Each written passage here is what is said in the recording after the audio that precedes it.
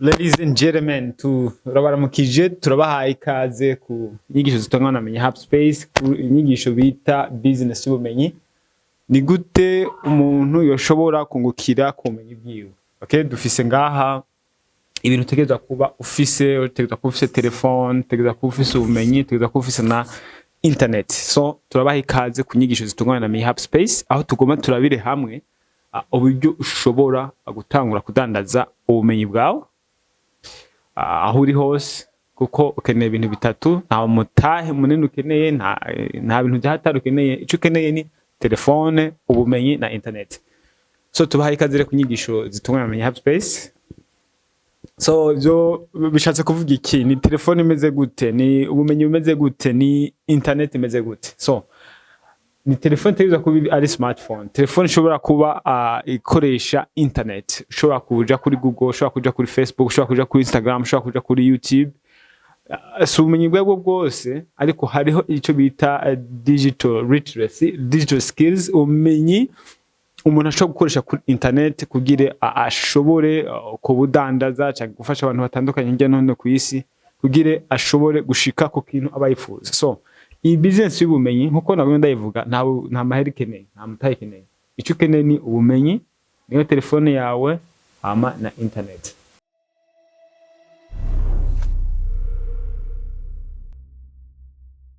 Nube ubumenyi ukeneye kugira utanguze iyi business, kuko si ubumenyi bwose kuri internet ushobora kudandaza ukunguka.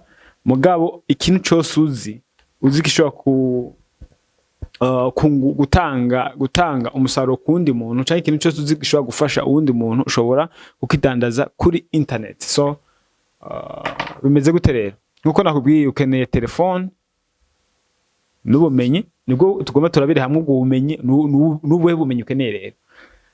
Internet y'urumva ni connection ufise, uzi kubikoresha neza, ushobora kubivyazamwo umusaruro. Okay, ibi bintu bitatu bifise, ufise telefone, ubumenyi na internet, ufise business kandi dahomba. So muga iyi business si ya indi ushikutora, si bya bindi ati shyamwe umutahe ejo uzoba mu miliyoneri canke uzoba wateye imbere canke uzoba wagize na oya. Ni ibintu ukora, ni ubumenyi, telefone na internet. Hama ufise business yigendera imeze neza, ishobora kugutunga, ishobora kukwinjiriza, ishobora kugukorera imigambi yari yose. Okay, ibi rero ni ukeneye telefone, ubumenyi na internet. N'ubuhe bumenyi? So aha hasi turafise ubumenyi, nazanye bumwe muri bwinshi, hari ubumenyi bwinshi cyane, digital skills, digital literacy. Ushobora kwiga online, ushobora kwigufasha kwayiga, ariko hari ubumenyi bwinshi na bumwe usanga ubuzi cyangwa ubufise. Ikintu ukenera ni gutahura ko ubumenyi bufise, ukashomera n'ubwishobora kubudandaza kuri internet. So hariho ubumenyi bwa mbere, icyo bita copywriting, ni kwandika, ni kuba uzi kwandika, ukoresha telefone, uzi gukoresha Word, Microsoft Word, uzi kwandika mu ncamake. Mugaso kwandika ko ariko kose ni kwandika ibintu bishobora gutuma uwundi muntu adandaza, kuko aba copywriters cyangwa abanditsi ni abantu bafasha ayandi ma business kumenyekanisha ibyo bakora, atuma bashikira abantu benshi mugihe bariko bakora marketing, atuma ba branding ivy'iwabo, atuma bakora ibintu bidasanzwe. Rero ni kwandika, kubuzi kwandika, copywriting, kubuzi kwandika. Ushobora gukoresha telefone, imashini, ushobora kuzi gukoresha Word canke Google Docs canke Canva Docs. Ikintu cyose gishobora kugufasha, canke note yari yose, ikintu cyose ushobora gukoresha uri kurandika, ubwo n'ubumenyi budasanzwe ushobora gukoresha ukinjiza muri ya business y'ubumenyi, uzi kwandika. Okay, so kwandika ni skill bwayo, ushobora kuvyiga ukamenya, ushobora kuvyigisha cyangwa ugahiga umumento akagukurikirana ukiga kumenya kwandika ikintu gishobora kugushikana kure. Okay, ikigira kabiri, ubumenyi bwa mbere ni kwandika. Ikigira kabiri ni branding. Branding ni ikintu ama business cyangwa abantu bose bafise ibicuruzwa bipfuza abantu baba bitahura babafashe, kuko agiye umuntu abazi kudandaza, ariko umuntu abazi gukora izindi business zitandukanye, muga branding atayizi. So wowe rero uzi branding, nakajyo kawe ho kugira nto kungukira kugomenye ufise bwa branding, ushobora kubishika ugafasha ama businesses cyangwa uka brandinga services wawe cyangwa nawe ki brandinga ugashika kure. So iyi ni skill n'ubumenyi, branding n'ubumenyi ushobora kudandaza kuri internet. Marketing ca gatatu, hariho kwandika nko nagehereye ko, hariho branding, hariho na marketing. Mu gihe utahura marketing, kuko na marketing ni skill n'ubumenyi ushobora ku marketing businesses wawe, cyangwa ukavuga ati jewe ndazi uburyo bakora marketing, ndazi uburyo ushobora gushikana ibintu kure, ndazi uburyo ushobora gukora marketing kuri digital spaces nka Facebook, Instagram, X, YouTube, ndazi uburyo digital marketing right. Ivyo rero mu gihe ubizi ushobora kutangwa kubitanga services, cyangwa ugatangwa kudandaza ubwo bumenyi nko marketer kuri internet n'ubumenyi. Okay, aha tuve kuri digital marketing, cyatuja kuri social media management.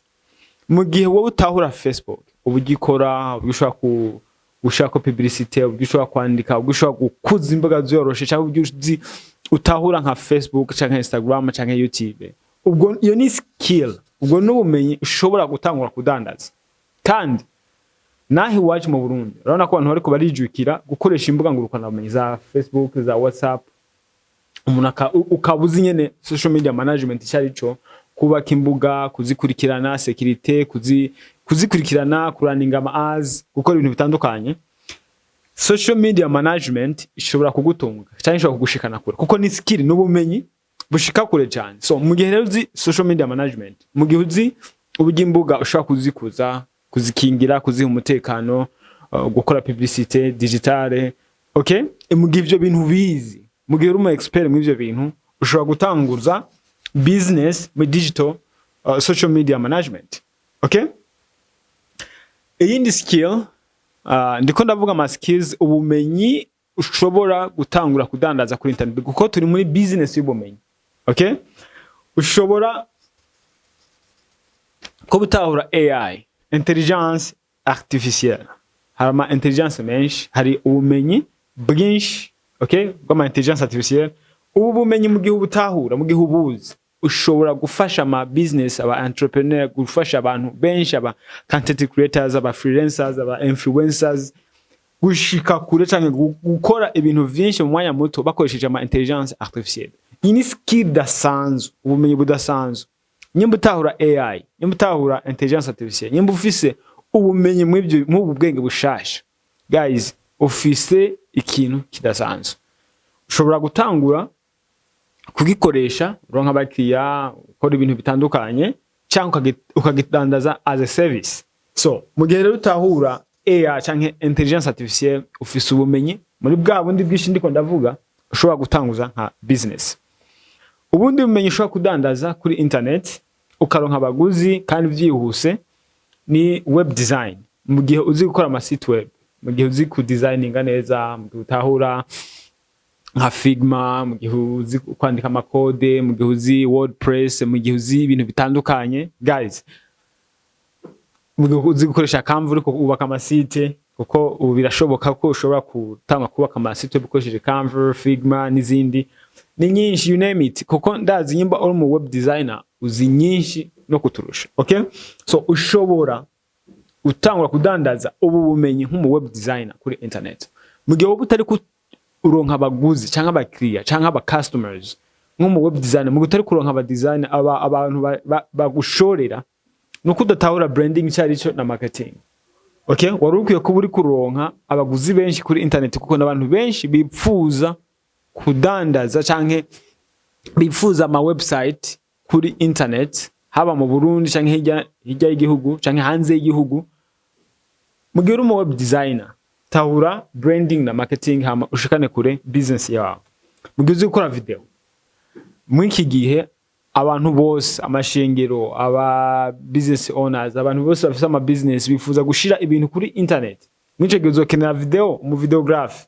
Mu gihe ufise skill yo mu videograph, uzi gukora video, ufise skill, ufise ubumenyi ushobora kudandaza ku internet. Mu gihe uzi photography, uzi gukora photo, ufise ubumenyi budasanzwe. So ahari ama skills menshi, guys. Mu gihe uzi research, gukora ubushakashatsi, mu gihe uzi indimi, okay, mu gihe uzi gukoresha Excel, mu gihe uzi, guys, hari ubumenyi bwinshi, hari liste ntomara ubwo bumenyi bufise ushobora gutanguza business idahomba kuri internet. Zinyigisho zitungana menye haba to kutubabwira ubumenyi ushobora gutangura gukoresha mu gihe ushaka kwinjira muri business y'ubumenyi, business idahomba. N'ubumenyi bwishobora kwiga shaka mu gihe ubuzi tangura kwiga ubwishobora kubudandaza. Tubashimiye. Muri ibi bihe turimo Aiga yagaho n'ibiciro kubipfuza kwamamaza ivyabo. Uri umudandaza cyangwa ukora akazi kariko kose, kaze muri IgaNews ibafashe gushitsa kure ibyifuzo byanyu. Menyekanisha ibyo mukora biciye mu manjwi kumwe n'amasanamu meza atahandi zo bisanga uretse muri IgaNews. Mbiga wowe ufise icubaza twandikire cyangwa duhamagare kuri 6718175. Turaboneka no kuri Facebook, Instagram, YouTube ndetse n'izindi mbuga mu kwandika IgaNews. Ntukikwe n'amahirwe. IgaNews gituma ibintu byanyu bimenyekana isi yose.